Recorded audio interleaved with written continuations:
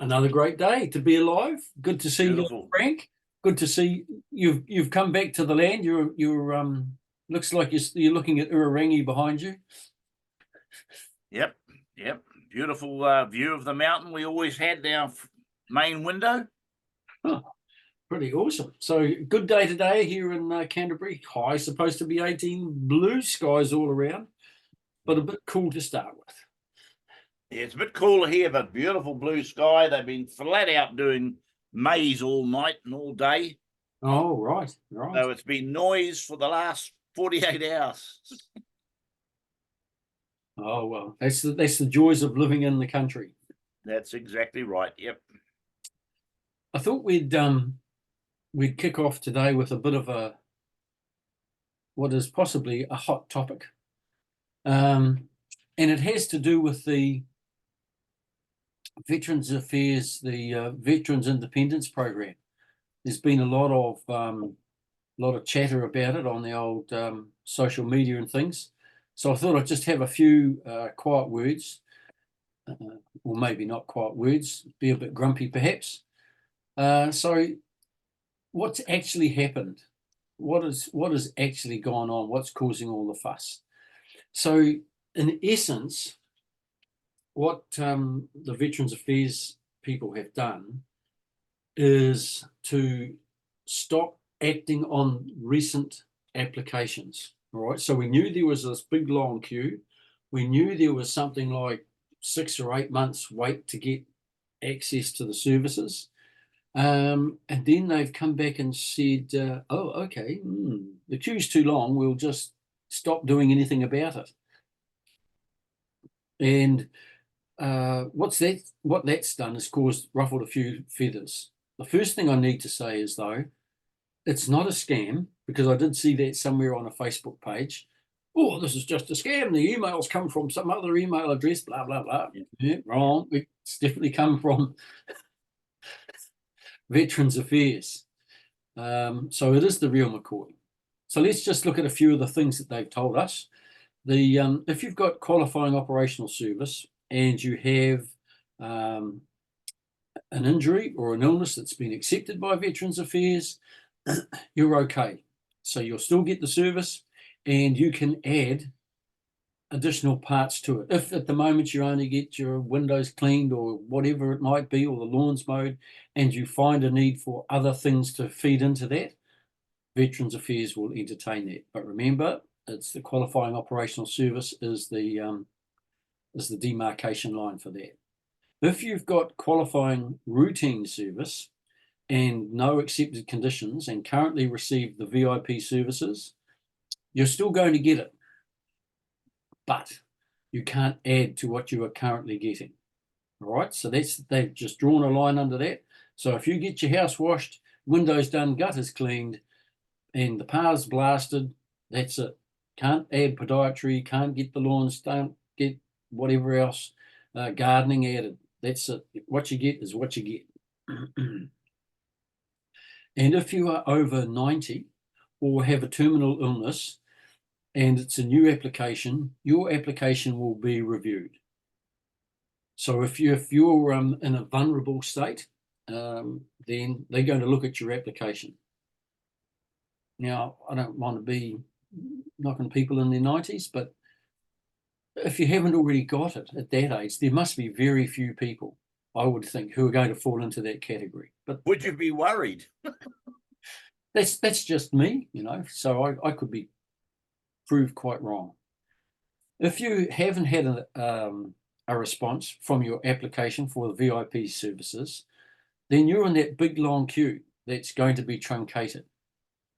And what the Veterans Affairs tell us, and I saw the little TV news clip the other night, where they're going to redirect you to other government services that supply, or agencies that supply the same services. So they're going to navigate the way for you. I don't know how that works, but that's what we've been told. So why are they doing that? Well, we're told that the length of time for applicants for the who've got injuries or illnesses as a result of their service, that length of time is too long. to be actioned on. And so they're withdrawing the staff from the VIP program and moving across to the other branch of the service, if you like, and leaving only 1 or 2 bods to deal with all the VIP stuff. So that's why they're doing it. Now, you could say that that's in relation to the government cuts, but I think I understood, what's his name, Alec Brunt, who was the deputy whatever under Bernadine McKenzie at Veterans Affairs, saying that they're going to employ more staff to do the applications for acceptance for injuries and illness. So maybe that's not the reason, but there you go.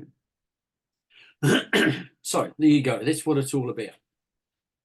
We are also informed that the denial of the service is to be reviewed in 12 months. So look, I'm happy to be back here in 12 months and having a discussion with you perhaps on what does that actually mean and what's changed. And we may all be moved to other government agencies, and Veterans Affairs may no longer be dealing with VIP. I don't know. But let's sit back and watch that one unfold. So the next thing I have is, and I'll have to apologise for kind of ranting on a bit this morning. Not my usual form, but I figured it was a bit of interest. So what are the consequences?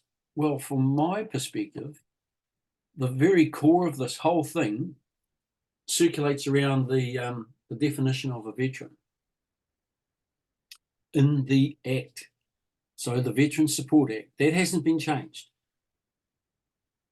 And so if you're one of those lucky people who were in service between 1958 and 1974 and were awarded the NZ OSM October 2 years ago, I think it was, Frank? Yeah, be about that. Yep.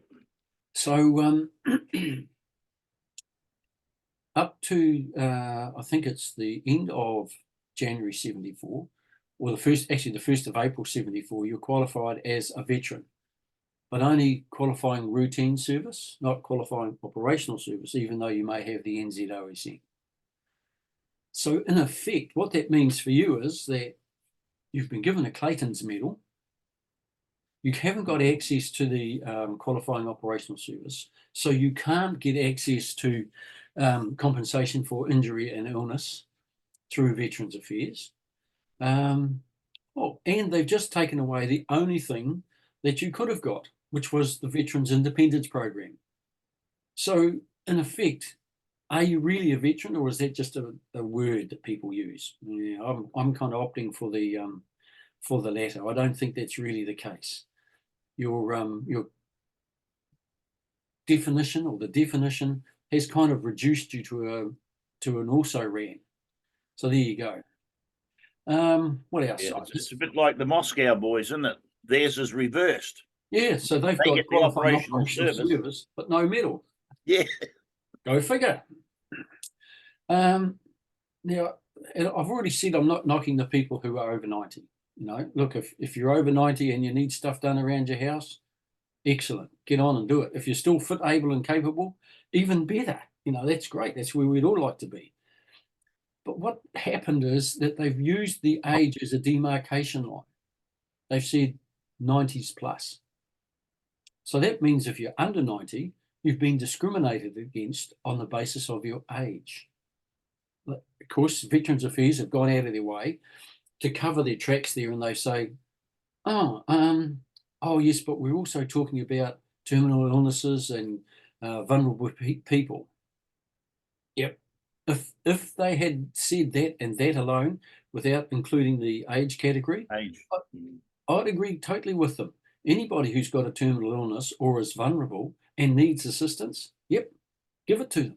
But don't discriminate on the basis of age. That's just a bit poor, really, really. Anyway, there you go. So what do you do? All right, so you can follow Frank's example, hit the typewriter, crash out 1,000 words, send it to the minister, complain your ass off. All right, moan and groan, get it off your chest. Yep. And have a moan. The problem is that what they get is a group of individual letters. All right, so nothing in bulk, just a whole lot of individual letters. They may count them all and say, oh, we've had 12 complaints. So we didn't ruffle many feathers. So we've had 150. Oh, well, yeah, that's okay. They can't do anything because it's just 150 individuals. Or we can do two things. And I'm not knocking your right. It's your democratic right to complain to your minister. Go and do that. And Frank's going to talk to that in a few minutes because he's a bit steamed this morning. You can see it coming out the back of. You thought it was the steam on top of Ruapehu, but no, that's out of Frank's ears. So the other thing you can do is write to the RSA, because in essence they are the union for the former services community. They are the people who are supposed to be advocating for you. And if you look at the modern terms of the RSA, they've used those three letters, RSA, for remembrance, support, and advocacy. That's right. That's the last one. So they should be advocating for you on your behalf. So as well as sending your letter to Chris Pink and getting it off your chest, send one to the CEO or to the chair of the board of the RNZ RSA, expressing your disquiet and what are they doing about it. Ask them what they're doing for the former servicemen and women who have been denied now access to that service, at least for 12 months, possibly longer, and some who will not be able to extend their requirements as their health conditions may be worsened. So do that. And just as a kind of finishing note, I'll throw this one out there. Maybe the best use of the money, and you'll excuse me for looking away, I've got to look at my words, for the VIP program should be that the RSA runs the Veterans Independence Program and utilises former servicemen and women to deliver that service to the veteran community. So it's a little bit circular. We employ more recent veterans who go and cut the lawns, wash the house, do the gardening, do the housework, whatever it is, as a small business. So we're promoting people into small businesses, which makes a little bit of sense. And we're also being able to keep an eye on the welfare of those people. So once a month they get a visit from a smiling face who served. There's a bit of camaraderie going on, and you get an idea on the condition of the purpose. And if support services need to do something more, we're able to do something about that. So there you go, just a thought. And that, of course, covers the other part. That's the support part of the remembrance, support, and advocacy. So 2 out of 3 is not bad in one message. Now, Frank, have you calmed down enough? Has the steam diminished? Yep. Okay. Yep. Go, I've go, just been go, looking at that beautiful mountain behind me, thinking of the years I spent looking at that every day at work.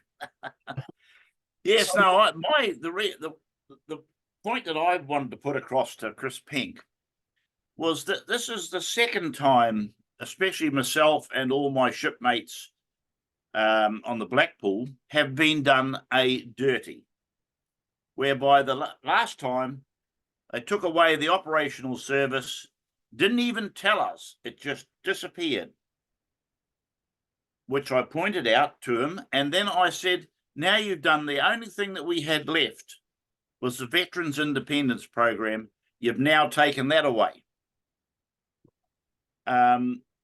So, you know, what's your reasoning? Is it money? I heard that you're going to get extra staff. And I heard they were coming from the army. 18 people were going to be transferred from the army to help them out. I don't know how true that is. But this was my point, that they've taken everything away. And as you said, what does the veteran get these days? Well, the Blackpool boys and myself, we get nothing. We have had it all taken away, just no consultation whatsoever, and they've done it again. So that was my point I was pointing out to Chris Pink. And unfortunately, I received an email this morning from his gatekeeper, who said, thank you for your letter. We have passed it on to Veterans Affairs for their comment. Well, that has gone straight back to the chicken house, and the old foxes will be around there waiting for it. What a thing to do, to send your letter of complaint against Veterans Affairs to Veterans Affairs to deal with. So that's why I'm a bit hot this morning. Okay. But yeah, it's I think it's very mean. What little we had is now gone. Right. And it's not so much for me. I get my lawns mowed and I get my feet done, but I have fellow members, Matlows, who have just, well, either in the waiting list or thinking about getting a bit of help because they're getting a bit slow. Because most of them are my age now or more. And you know, I'm in mid-70s. How much longer can they wait? That's And right. I just think it's a very mean move by Veterans Affairs. And if you are listening or watching, I'd reconsider, because you've done a deed to a lot of people who will probably need your assistance and now being denied. Through an organisation that's been established and set up under legislation to help veterans. Yep. That's pretty interesting. Yeah. And the one other thing I do need to add to that is that I mentioned earlier on, if you're writing as an individual, or even if you write on behalf of an organisation, I would suggest that the the wider part of Veterans Affairs, certainly at the top levels, know that veteran or former service organisations actually lack a lot of political grunt, and B, they lack a lot of finances to get behind them to hold the Veterans Affairs and the decision makers to account in the courts. So that's why I'm suggesting maybe we need to use the RNZ RSA as the conduit to get things changed. So there you go. That's it for VIP. I've had my rant. Frank's had his. We're feeling good. I hope you're feeling good. The next one, of course, is this one's not so good, and brought home to me on Monday this week. Someone that I know chose on Monday to end his life. Married man, 3 children, outwardly quite happy and healthy, good job, all the rest of it, but he just chose to end his life.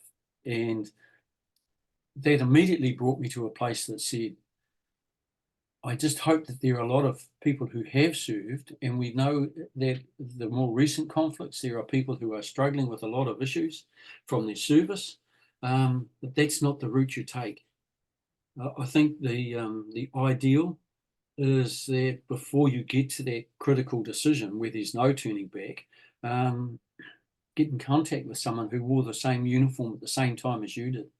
One of the guys that you've shared time with, because we all know that once you get around the bar and you crack a beer, it's just like going back to the days when you were in service, and you need someone who's going to listen, not give you heaps of advice, but just someone to listen to your story as to where you're at. So let me encourage you to do that. There are support services through Veterans Affairs. There are support services through the RNZ RSA, and there are the people that you know. And it may be a gradual process to start with a friend who served with you, let them know where you are or her know where you are, and then work your way towards getting that professional help to help get you out of where you are, no matter what the cause. So I'd hate that to be a solution that you think is the right answer. I don't think it is personally. It's just a terrible step for those who are left behind. So it's not often talked about, but maybe we should have conversations about it, because it does happen in life, and we don't want to sweep it under the carpet. I know that the coroners never used to report on suicides, and now they do. So there you go. Just a few words. Hopefully, if it springs a door open in your mind to do something, that's good. And if not, well, we've tried, and so there we go. Okay, so before we jump into the last post, and I've only got about, hopefully, 4 or 5 events. So Wednesday, the 27th of March at Wigram Air Force Museum is the second of the VA clinics in Canterbury. I understand that all the places are booked, but there's no harm in dropping along to have a coffee with your mates while they're waiting to be seen by Veterans Affairs. So you can do that. And the other one is the Coffee Day, which is slotted for Friday, the 29th of March. Same place, the Wigram Air Force Museum. Yes, we know it's Good Friday, but apparently Joe Cox, one of the organisers, has has said that he'll be there in a bunny onesie and handing out hot cross buns. So if nothing if nothing else, pop along to see Joe in a onesie. I'm looking forward to that one.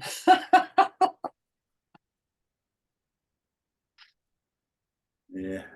Any events happening up your way, Frank? Not that I know of. The only I've got a bit of a bouquet here I'd like to give out, if that's okay. Yeah, do that. Our RNZN communicators, of course, are getting organised for their reunion, and we're looking at putting a big sign up at the old Urarangi base. We've had a bit of trouble looking for photographs, and I've got to give a big bouquet to the Air Force Museum and the Navy Museum.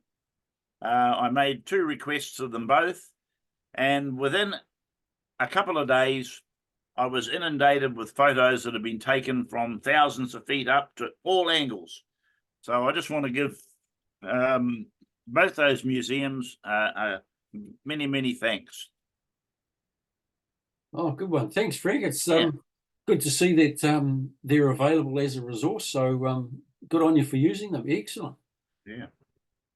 So now I'll hand over to you for the crossing of the bar. Right. Well, we've got one this week, NZ 16436, Low George. He was a cook in the Royal New Zealand Navy. George crossed the bar last week. Unfortunately, I cannot confirm the date. However, a memorial services has been held for George. That's condolences to the family of George, and will be for always remember our Matlow mates. Thank you, Frank. So just a couple from the Army today. 822606, Colonel retired Brian D. Chippendale, RNZAC, Armoured Corps, passed away 25th of January, aged 87.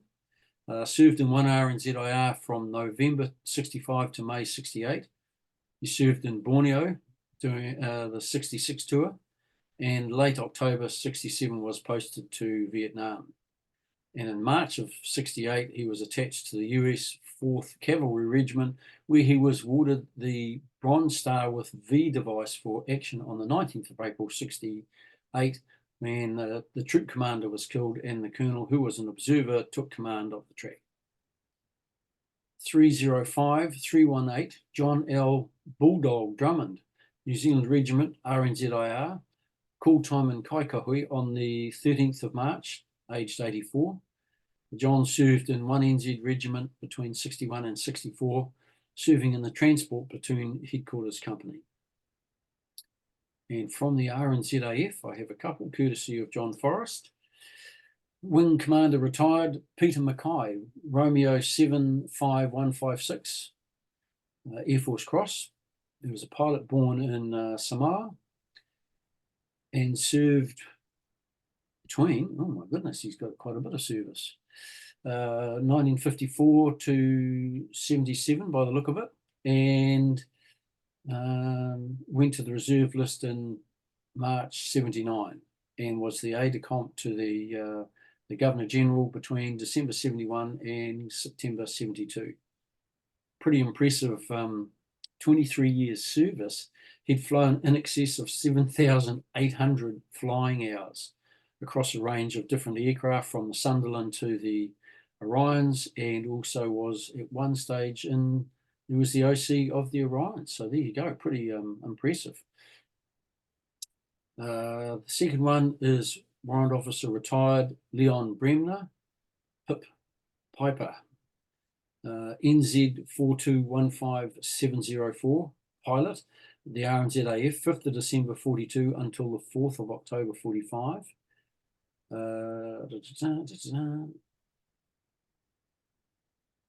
So he passed away on the 17th of March at the Bupa Retirement Village in Crofton Downs, Wellington. He was a Corsair pilot and flew Kitty Hawks as well. So pretty impressive. And I understand if you're going down to the what do they call that? Wings Over Wanaka or whatever it is. Oh yeah, yep. Easter time, they've got the Corsair and a few other interesting planes down there. Right. So that's about that's our. I'll just get rid of that. Okay, that's our last posts for today. They shall grow not old, as we that are left grow old. Age shall not weary them, nor the years condemn. At the going down of the sun, and in the morning, we shall remember them. Shall remember them, lest we forget. Lest we forget. So there you go. Thank you, Frank, for your time. Thank you.